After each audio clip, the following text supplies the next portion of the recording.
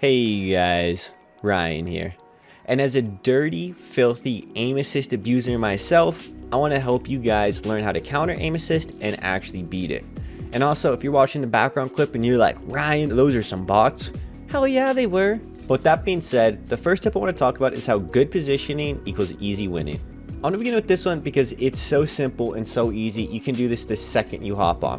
So right now you're seeing me get aim assist on this person, but look what happens when I aim below the waist. When I aim where the barrels are, no aim assist, guys. And this counts for both rotational and slow down aim assist.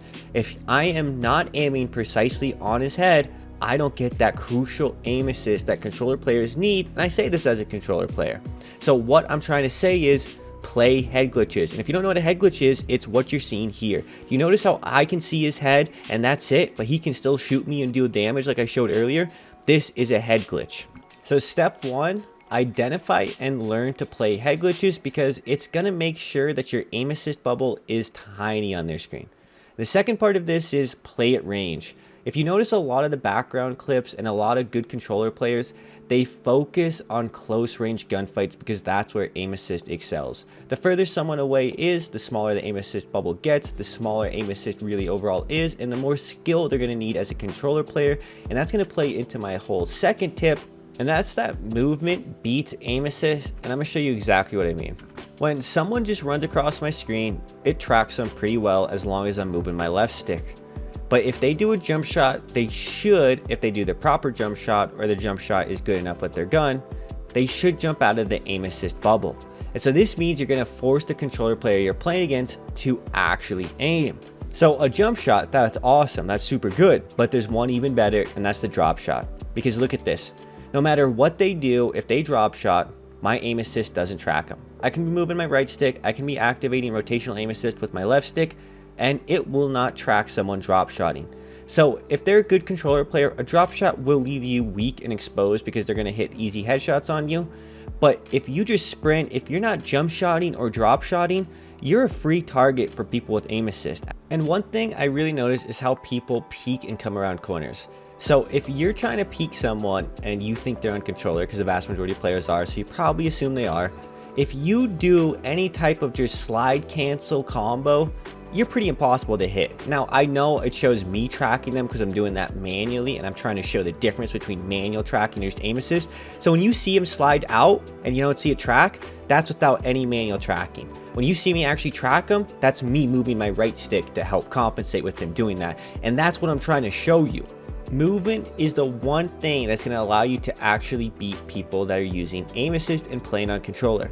A good controller player will track someone who has good movement, but an average player that you feel like is only killing you because of aim assist, well, they're going to get countered by this type of movement, and I know because this is the exact type of movement I use to beat other controller players. Now, this next thing you're about to see is very important to learn.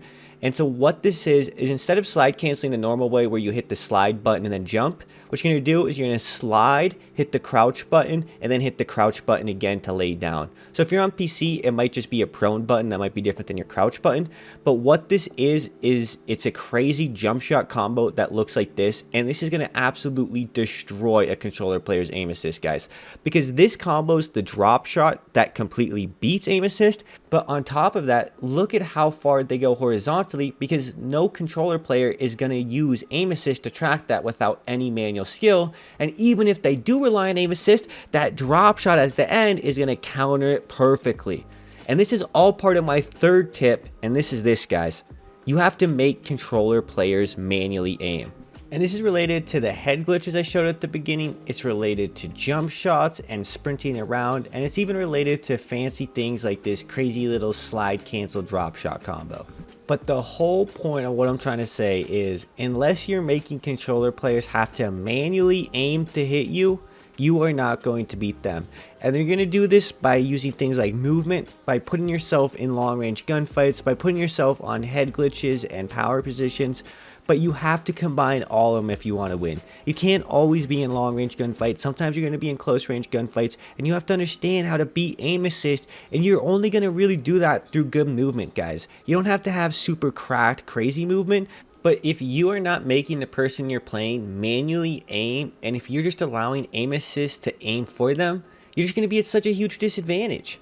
And I think the one thing people really underestimate is if you were to look up what are the best Warzone aiming settings, what are the best this, what are the best that, you're going to notice one thing, and that's that people highly recommend to use low sensitivities. And you know what I found as a controller player? To take advantage of that. Because a low sensitivity means when I hit that crazy cracked movement, they can barely track it if they have to actually manually aim. As long as I'm aware of that aim assist bubble and how to break it and get around it and not stay in the middle of that aim assist bubble, and I make them just move that joystick, rarely do they have the speed to actually track me, and rarely do they have the capability to do so. And that's why movement is so lethal, and that's why I love Warzone 1 and Warzone 3 versus Warzone 2. Now, I'm going to try and explain an advanced concept I'm going to dedicate an entire video to later, but I'm going to do my best to just sum it up in the next couple minutes. But what I constantly try and do is manipulate their line of sight and their horizontal camera is what I'm going to call it. And what this means is whenever you look at a player, they have their field of view, they have this natural, just innate, limited view of the gameplay, right? And I want to try and use my movement to break their horizontal field of view. I don't know if this makes sense, but if you were to look at my screen and if someone were to just be trying to beat me with movement, the way they would do it is by getting past my left or right side of my screen. If you make it past that corner, if you go all the way so someone has to rotate to actually see you, you're going to win that gunfight 9 out of 10 times, and I can't stress it enough. When you have someone running right at you, if you slide cancel and they have to turn 90 degrees to their right to aim at you, you're going to win that gunfight almost every single time. Now, I know it's not that advanced, but the way to actually do it is pretty advanced. I just did it to that guy there. He shot me in the back. I slid cancel past the line of sight in the tent, so he had to run out to shoot me, and I destroyed him. And you're going to see here, because some of the ways you do this, guys, are through drop shots. Because when someone's aiming at you with their gun, if you drop shot, oftentimes you're going to be hidden behind their sights. When they're aimed down sight and you drop shot, you'll be hidden behind their gun. And this oftentimes messes with people, and that half-second delay where it takes them to realize what just happened is more than enough to win you the gunfight.